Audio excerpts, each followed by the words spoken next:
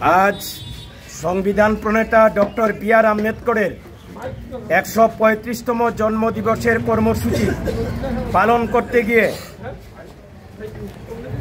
আমাদের বিকল্প হাইওয়ে যেটা অর্থাৎ দুর্গাচমনি ব্লকের পাশে হঠাৎ বাজার এই এলাকায় জন্মদিবসের কর্মসূচি পালনের প্রক্রিয়া চলছিল।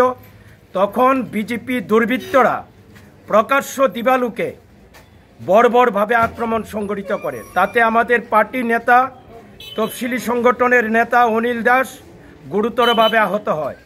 তাকে ইতিমধ্যে কুলাই জেলা হাসপাতালে রেফার করা হয়েছে কমলপুর বিএসএম হাসপাতাল থেকে। এই ঘটনার প্রতিবাদে আমরা কমলপুর শহরে বিক্ষোভ মিছিল সংগঠিত করি। কমলপুর থানা ঘেরাও কর্মসূচি আমরা গ্রহণ করি। কমলপুর থানার ভারপ্রাপ্ত আধিকারিক কথা দিয়েছেন যে আসামিদের দৃষ্টান্তমূলক শাস্তি দেওয়ার জন্য এবং অবিলম্বে গ্রেপ্তার করার জন্য তারা ভূমিকা গ্রহণ করবেন। এই আশ্বাস দেওয়ার পর আমরা কমলপুর থানা ঘেরাও মুক্ত করে আমরা কমলপুর শহরে পরিক্রমা করে কমলপুর সিপিএম অফিসের সামনে এসে আমাদের বিক্ষোভ কর্মসূচি আমরা সমাপ্ত ঘোষণা করেছি। আজকে গোটা দেশ জুড়েই দেশের সংবিধান প্রণেতা ডক্টর বি.আর. আম্বেদকরের 135তম জন্মদিবস মর্যাদার সঙ্গে পালন হচ্ছে। এই কর্মসূচির অঙ্গ হিসাবেই কমলপুর মহকুমায় আমাদের পার্টি এবং ত্রিপুরা তফসিলি জাতি সমন্বয় সমিতির উদ্যোগে মহকুমার সর্বত্র এই জন্মদিবসের পালনের কর্মসূচি গ্রহণ করা হয়েছে।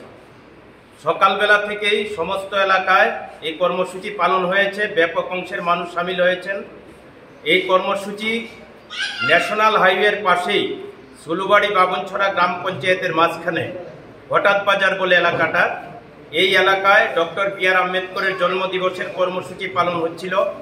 কর্মসূচি প্রায় শেষ, তখন স্থানীয় বিজেপির দুর্বৃত্তরা গুন্ডা বাহিনীরা এসে বর্বরোচিতভাবে আক্রমণ সংঘটিত করে।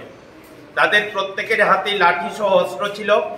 তাতে আমাদের পার্টি মহকুমা কমিটির সদস্য কমরেড অনিল দাস মারাত্মকভাবে আহত হয়, রক্তাক্ত হয়।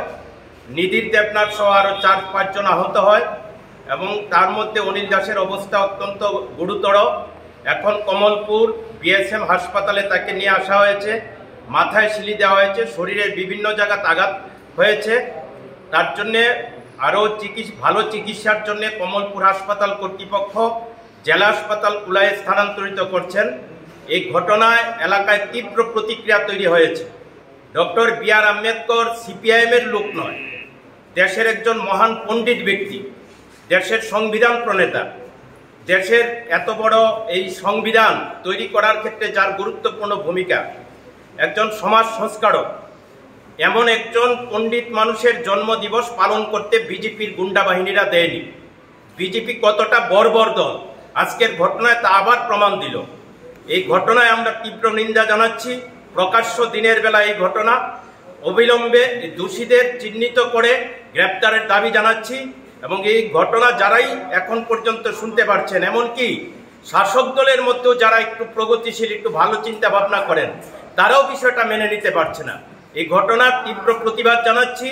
জনগণ এই ঘটনায় অবশ্যই শাসক দলের প্রতি আরও বেশি সেখানে বিক্ষুব্ধ হবে এবং শাসক দল জনবিচ্ছিন্ন হবে বলে আমরা মনে করি। এই ঘটনায় আমরা এই আরক্ষা প্রশাসনের কাছে দাবি জানাচ্ছি অবিলম্বে তার যথাযথ ব্যবস্থা গ্রহণ করার জন্য।